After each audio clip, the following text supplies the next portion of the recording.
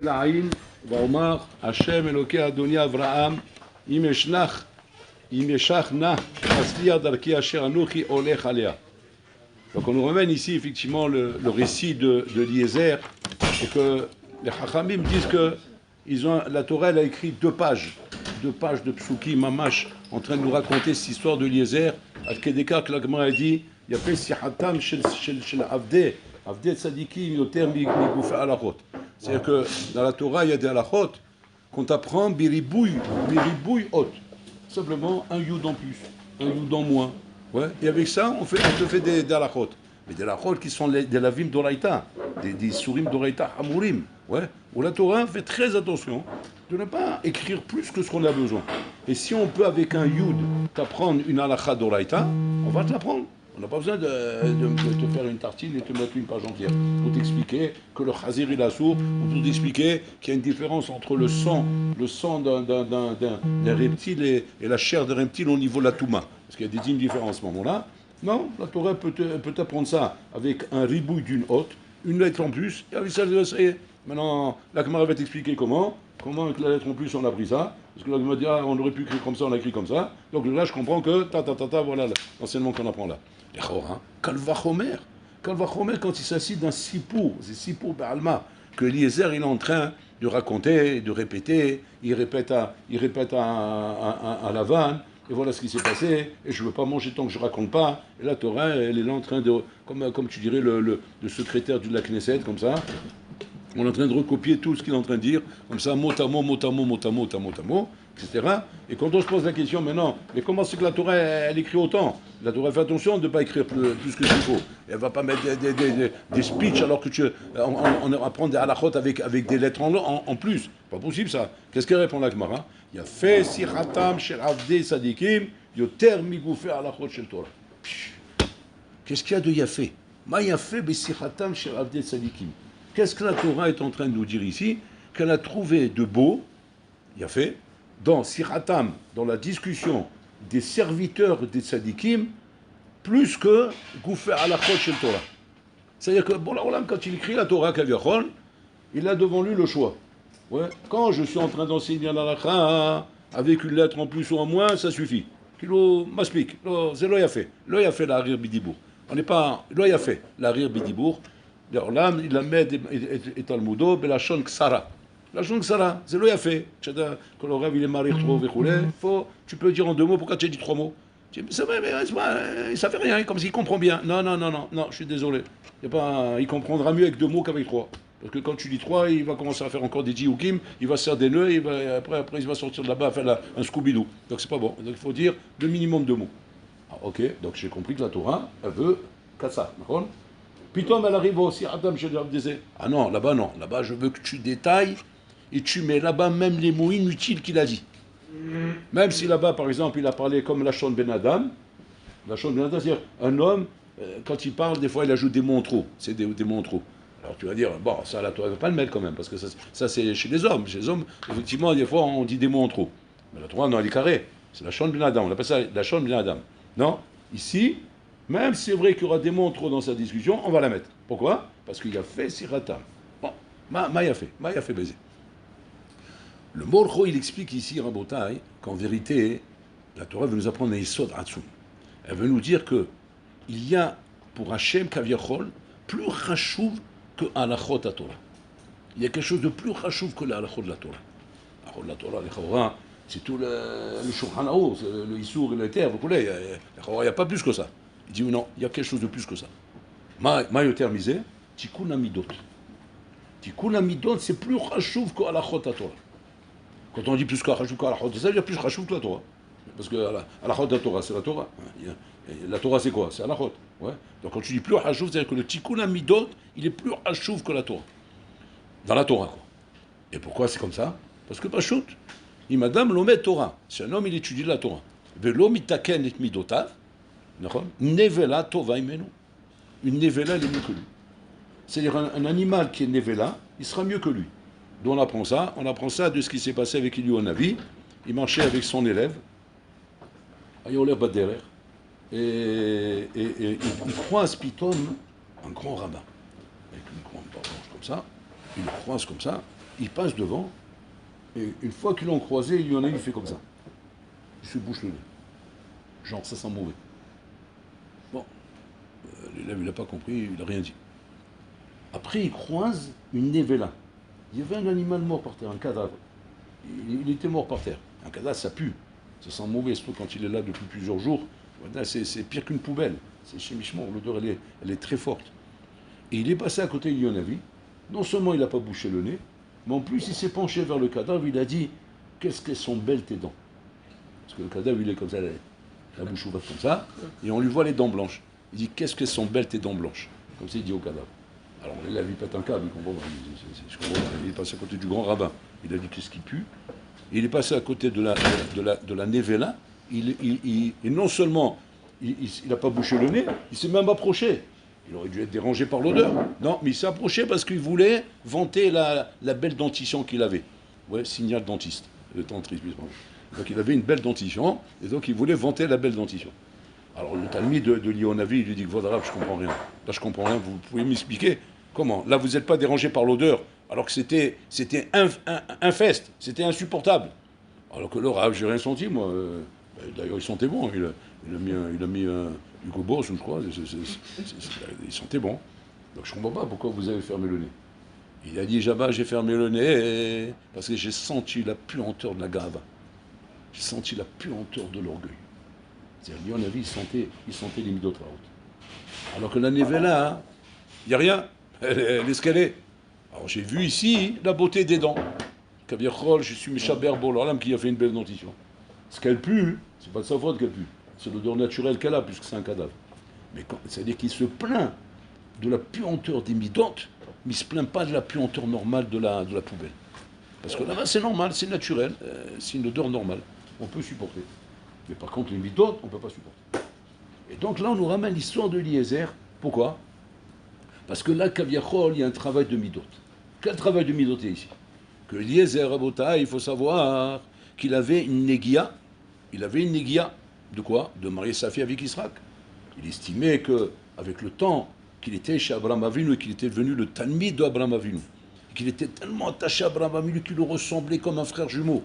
Vous vous rendez compte que le visage il a changé, qu'il est devenu comme sa tête. Ça veut dire, imaginez-vous combien il était attaché à Abraham Avinu. Il avait sa fille, sa diquette, il sort dans l'âme, une fille, une perle à la maison. Et pour lui, c'était pas shoot. Il veut maintenant un chido pour son fils. À qui il va demander? Ma fille. On est proche. Qui karov elecha davar. Pourquoi tu vas aller chercher ailleurs? Et là, Abraham Avinu, chaz shalom, il lui répond, Lo mitraber baruch imaruch. On ne peut pas associer le maudit avec le béni. Moi, je suis béni, toi, tu es maudit. Tu viens de la descendance de Ham, tu as la klala de Noach, donc mais maintenant, on ne peut pas être mitraber avec toi. Et comme ça, il a refusé le shidur avec Eliezer. Mais malgré tout, il lui donne la mission d'aller chercher un shidur pour son fils. Quelque part, tu aurais pu dire, bon, ça se fait pas. Ah, Chouma, ça se fait pas. Maintenant que tu as refusé, et tu as dit qu'il est béni, tu es maudit, il est maudit, et toi tu es béni, trouve quelqu'un d'autre pour faire la mission. Non, je ne trouve pas quelqu'un d'autre. J'ai confiance en lui. C'est mon serviteur, pourquoi je vais chercher quelqu'un d'autre? C'est lui que je vais chercher. D'accord, mais tu n'as pas peur? Peur de quoi? Il est Noga Badavar maintenant. Il a une Négia, il est dérangé, il est même Makpid peut-être. Je suis Okpada. Dans la vie, tu sais, il ne faut pas plus que ça pour être Makpid. Hein. C'est un bonhomme qui parle mal, ou il te dit un truc qui te dérange, d'une manière un peu arrogante, ou bien il t'a touché dans ta sensibilité, dans ton amour propre. C'est plus fort que soi, on a beau être quelqu'un de bien, c'est plus fort que soi, on est Makpid. Makpid, c'est-à-dire on tient rancune à la personne, pourquoi il m'a parlé comme ça? C'est l'oeil a fait, on n'est pas content de ça. Donc, tu es Makpid, tu es Noguer Badavar, comment tu veux que Eliezer il fasse cette mission? Alors, a priori, on apprendrait d'ici que quoi? Que Eliezer, le fait qu'il s'est dépassé, et qu'il n'a pas fait attention à sa kpada, il n'a pas fait attention à sa négia, c'est pour ça que la Torah, elle a écrit tout ce texte pour nous montrer, regarde quel bel exemple de quelqu'un qui est capable, maman, de surpasser ses midotes, et ça, comme les midotes, on a dit, c'est plus important que la Torah, pour ça qu'on a écrit. Mais sur ça, le Sforno, il demande Kusha Atsuma. Il demande le Sforno, aval c'est marqué, אם למדת תורה הרבה, כן? אם למדת תורה הרבה, מה אתה מתגאה? כי לכאן נוצרת. Même tu as appris beaucoup de Torah, et tu as dépassé ta atzlut, tu as dépassé ta fainéantise, tu tu as dépassé tes kiffs. Parce que le bonhomme, il est obligé de mettre de côté sa finance, ses kiffs, ses ignanim, pour étudier beaucoup de Torah. Qu'est-ce qu'il dit le Hazal? Tu ne mérites pas encore de dire Hazak ou Baruch. Tu dis pourquoi? C'est pas bien ce que j'ai fait? C'est bien. Mais les Karno Sarta, c'est pour ça que tu as été créé. Il manquerait que ça que tu vas faire du Torah. C'est-à-dire qu'on voit que les Hazal, les Chora, ils ne viennent pas faire des louanges à quelqu'un qui fait quelque chose de bien. Ils ont plutôt tendance à lui dire, mais c'est normal. Qu'est-ce que tu aurais voulu? Tu aurais voulu être un Batlan. Et là, les Chora, ils demandent pareil le soir. Il dit, qu'est-ce que tu pouvais attendre de plus de Eliezer? Eliezer, c'est le serviteur d'Abraham Avinu, c'est le Talmid Mouvak d'Abraham Avinu.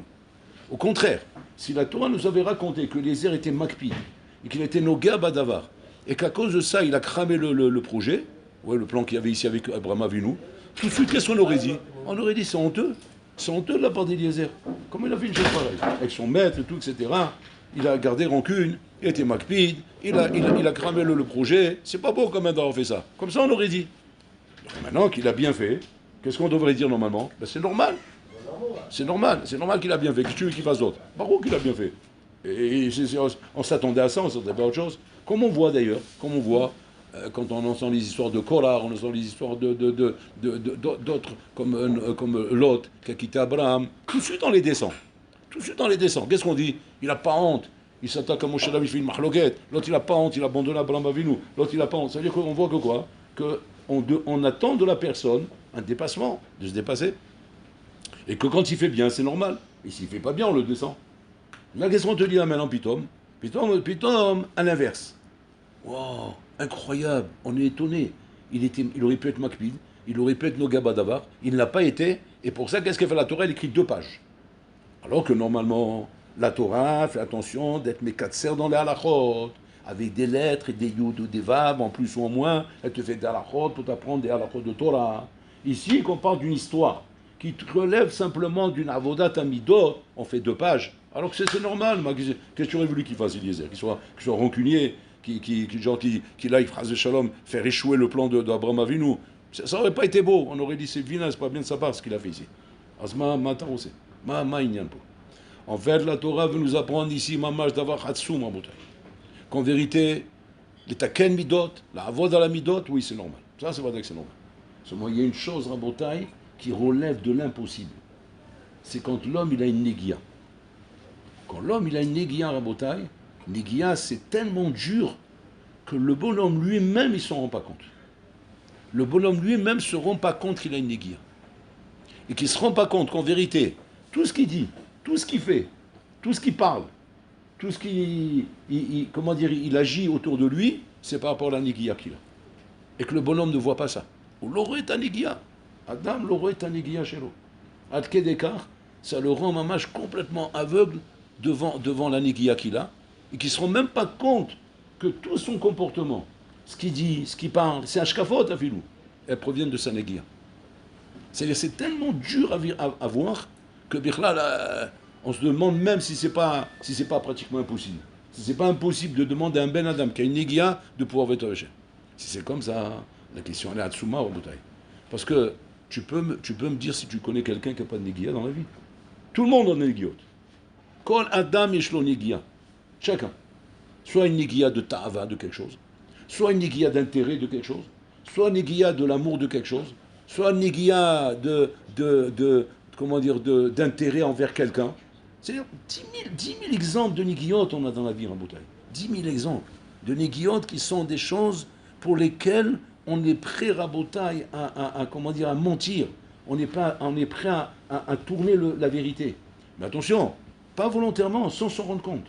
C'est-à-dire, sans s'en rendre compte à Botaï, on est mehavet et aémet, on tord le émet, on tord l'idée, on tord les svarot, on tord la logique de la Torah. Mais pourquoi? Parce qu'on a une négia. Et ça, Rabotai, c'est caché méod, caché méod la vodazé.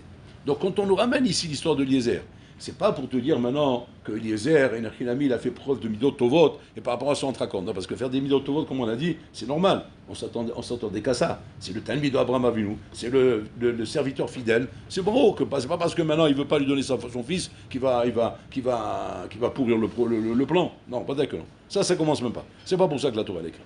La Torah elle a écrit parce qu'ici il y avait une négia. Et Negia, c'est impossible à corriger, c'est impossible, impossible.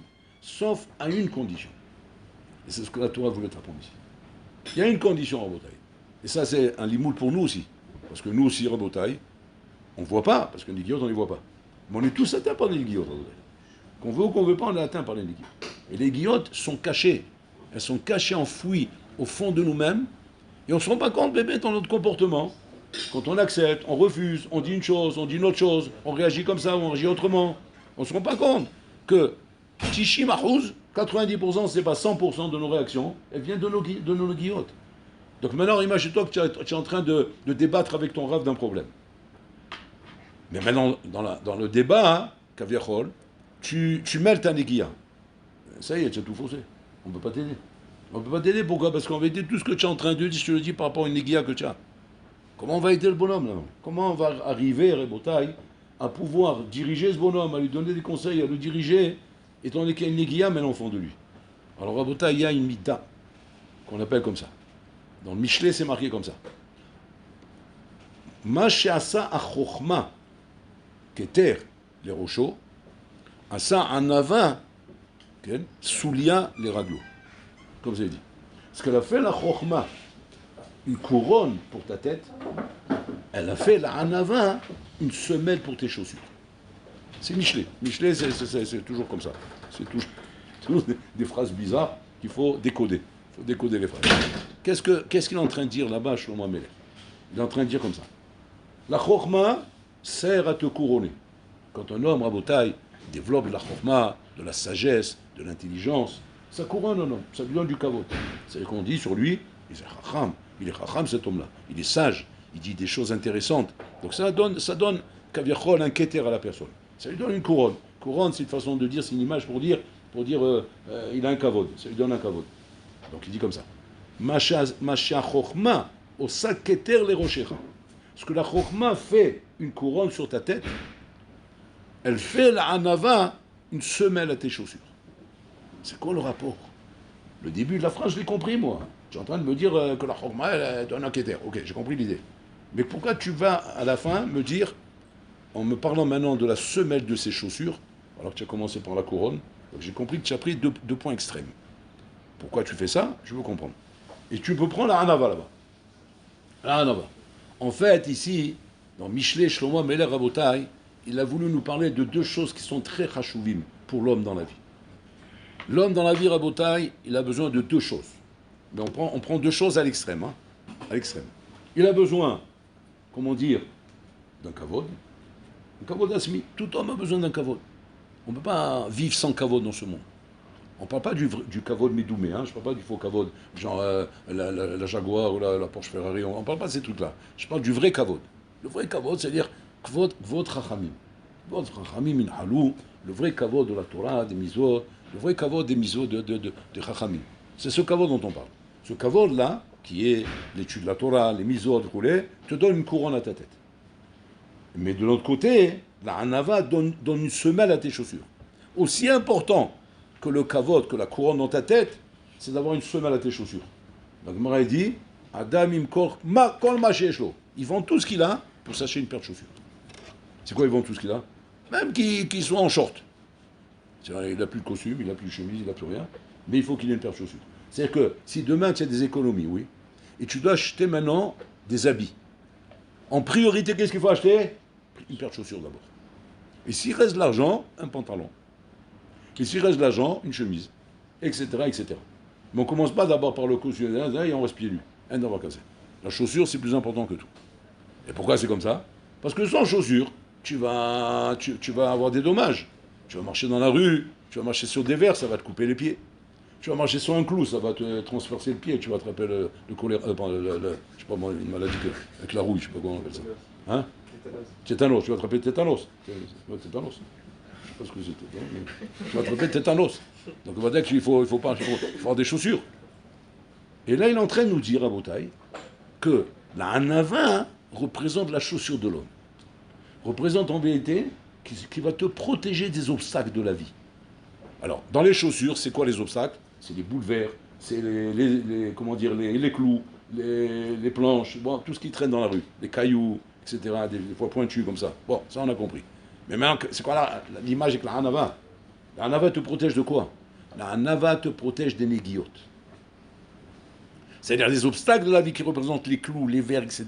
C'est quoi? C'est les négiotes. En dessous. C'est-à-dire qu'un bonhomme rabotaille qui n'a pas de chaussures, la même façon qu'il se met en danger qu'un clou va lui rentrer dans le pied, il va mourir du tétanos, oui. La même façon, si un bonhomme n'a pas de hanava, va être nizouk, il va être endommagé par les négiotes, il va mourir de ça. C'est-à-dire que la chose qui sauve l'homme rabotaille de la négia, et de pouvoir, c'est pas d'avoir des bonnes midotes, tu peux avoir des très bonnes midotes, mais tu as des négiotes. Et ta négia t'empêche de pouvoir, comment dire, être émette. Comment tu fais pour ça? Il faut de la hanava. Et qu'est-ce qu'il a fait, Eliezer? Regardez comme ça, Hatsoum. Hein. Parce qu'Eliezer, il savait qu'il avait une négia. Il savait qu'il a une négia, il veut que sa fille. Et en plus, il m'a dit que je suis maudit, lui, il est béni. Je ne suis pas bien. Je suis vexé de ce qu'il m'a dit. Mais qu'est-ce qu'il fait, Eliezer? Il fait preuve de hanava. Partout où il va, dès qu'il arrive, on se prosterne devant lui parce qu'on voit un monsieur avec une grande barbe blanche comme ça. Il est impressionnant, Eliezer. Il ressemblait à Abraham Avinu, donc il était très impressionnant. Mais à peine il est arrivé, imagine-toi comme ça, regarde. Imagine-toi comme ça, comme ça. Tu rentres à la yeshiva. Mais on a cru à un moment donné que c'était le Rosh Shiva qui est rentré. Et tout le monde s'est levé. Au Beit Midrash. Maintenant, qui c'est qui est rentré? C'est Doudou. Genre, c'est toi. C'est toi qui es rentré. Et maintenant, les gens, ils croyaient que c'était le Rosh Shiva, ils sont tous levés. Bon, après, ils sont énervés, ils sont assis. Quoi. Et maintenant, en attendant, ils sont tous levés. Maintenant, tu as une argacha au fond de toi. C'est bête quand même, mais ça m'a fait kiffer. Mais c'est Sheker. Kiffer de quoi? Regardez les négiotes du kavod.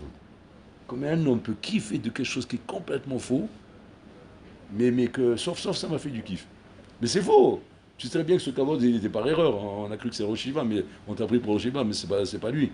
Donc on va dire, mais c'est pas grave. Regardez comme ça va loin. Qu'est-ce qu'il faisait Eliezer quand il rentrait et quand il faisait un kavod parce qu'on croyait que c'était Abraham Avinu? À la makom, il commençait. Ani Eved Abraham. Je suis l'esclave d'Abraham. Boum. Il cassait tout de suite le kavod. Il ne laissait pas le kavod, même pas pouvoir lui faire de l'air dans l'oreille, même Avamina. Tout de suite, il cassait. Je suis l'esclave d'Abraham. Il ne dit pas, je suis le secrétaire d'Abraham. Il aurait pu arranger quand même, dire, je suis secrétaire particulier, c'est un kavod aussi. Il n'y a pas, je casse tout. Comment je casse tout? Je suis l'esclave. Esclave, ça veut dire Eved Kenaani. C'est même pas Eved Ivri. Eved Kenaani, c'est-à-dire Eved Kenaani, c'était à l'époque, Rabotai, c'était la basse classe.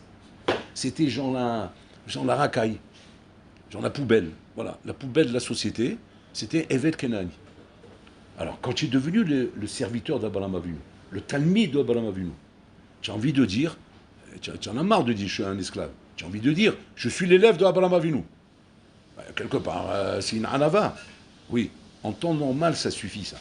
Mais quand tu as une négia, ça ne suffit pas, ça. Qu'est-ce qu'il faut? Il faut t'humilier. Et t'humilier comment? Je suis l'évêque d'Abraham Avinu. Je suis l'esclave. C'est-à-dire je suis en vérité, je suis le nègre d'Abraham Avinu. Je suis son nègre, voilà.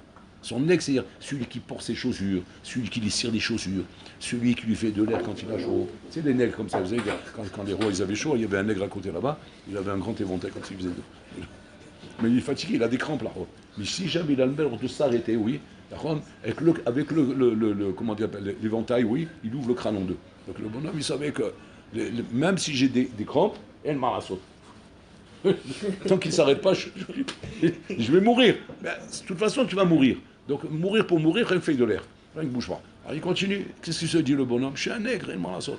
Et comme s'il s'est présenté le l'évêque d'Abraham. Je suis le nègre d'Abraham Avinu. Vous vous rendez compte un peu quel en avant? Et c'est ça qui lui a permis de surmonter sa négia. C'est-à-dire que quand dans la vie tu veux savoir comment on surmonte nos néguiotes, comment on fait pour surmonter nos néguiotes, ben c'est simple, il faut être anav. Il faut être anav, c'est-à-dire il faut te rabaisser.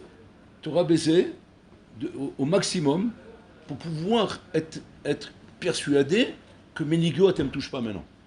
Parce que, alors vous avez dit, quel rapport? Quel rapport la anava avec que la négia s'enlève? Quoi, l'anava, quoi, c'est un savon qui enlève la négia? C'est quoi? C'est un produit, c'est un desktop? Comment ça marche? Comment ça marche, ça, mon frère? Il faut savoir une chose comme ça. La négia ne peut exister chez un ben Adam que si elle trouve de la gava. La gava, c'est elle qui accroche la négia. La négia, elle s'accroche à la gava d'un ben Adam. Donc tant qu'un homme, Rabotai, fait preuve de gava, ou bien de kavod asmi, tant qu'il fait preuve de ça, la nigia s'accroche. Comment on la décroche, la nigia? Anava. On se rabaisse. Et quand on se rabaisse, la nigia est tombée. Maintenant que la nigia elle est tombée, après que tu t'es rabaissé, maintenant dis-moi ce que tu penses. Dis-moi ce que tu veux dire. Là, ça va être émettre ce que tu vas dire. Là, ça va être le émettre la amita. Tu vas pitom être émettre. Alors qu'un instant avant, écoute ce que tu as dit avant, si on pouvait t'enregistrer, tu as dit bidiouk le contraire. Bidiouk le contraire. Maintenant, tu réponds, chez Roland, comment on peut changer comme ça d'une phrase à l'autre? Ben, c'est simple. La première phrase, tu l'as dit avec une négia. La deuxième phrase, tu l'as dit sans négia, parce que tu as eu de la nava. Et puis, Tom, la deuxième phrase sans négia, hop, à la makom, tu as cassé. Ça, c'est très fréquent, par exemple, en Havluta. Ouais, en étudiant en Havluta. Et maintenant, j'ai dit quelque chose, mais maintenant, j'ai une négia. Je veux avoir raison. Je veux avoir raison. Maintenant, le bonhomme en face de toi, il me tient tête. Il ne me donne pas raison, il me donne tort. Il amène des arguments. Et au fond de moi, hein, je sens qu'il a raison. Mais je ne peux pas lui donner raison. Et pourquoi je peux pas lui donner? Parce que j'ai une négia.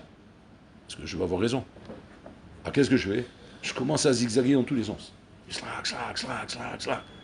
Et le bonhomme en face de moi, il devient fou. Il dit, mais qu'est-ce que tu racontes? Mais regarde comme ça, il regarde comme ça. Il dit, ouais, comme ça.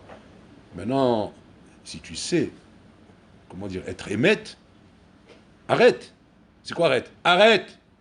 Mais arrête quoi? Mais c'est l'itra d'Oraïta, contraire. C'est le limoud, on est en train de chauffer le limoud. Que chauffer le limoud? C'est de la gava, c'est du kavod, c'est masliar, ça pue. Tu vois, qu'est-ce que je fais pour m'arrêter? Comment je sauve ma vie? Comment tu sauves ta vie? Anava. C'est quoi Anava? C'est-à-dire descends-toi. Descends-toi, fais exprès de te descendre. Comment tu fais exprès de te descendre? C'est comme ça, et comme ça, le gars, on y dit. Le gars, on y dit quand tu es en chavouta avec ton chaver, et qu'il y a un vie courant entre les deux, commence d'abord par dire, tu as sûrement raison. Voilà, dis cette phrase simplement. Tu vois, mais si je dis ça, après, il va croire qu'il a raison. Merpat lecha. Tu dis, mais c'est moi que tu vas avoir raison. Oui, mais ça, c'est la nigia, après, tu vas toujours sortir. Alors, qu'est-ce que tu fais? Tu dis, je crois que tu as raison. Et après, on vérifie. Et si on veut une compte, il a tort, ça sera émettre. Ça sera émettre qu'il avait tort parce que tu as été aimé dans ta démarche. Mais si jamais tu ne fais pas ça, combien d'erreurs il peut y avoir? Combien de faux pas tu peux faire? Combien de fausses démarches tu fais? Combien de paroles en vain tu dis? Et combien de doutes qui sont fausses tu fais dans la vie? Et combien de choses que tu peux faire qui sont complètement fausses parce que malheureusement la Nigia ne te laissait pas réfléchir. Et ça c'est la Vodak. C'est pour ça que la Torah s'allonge pour nous montrer comment Eliezer et Nakinami a travaillé la Nigia.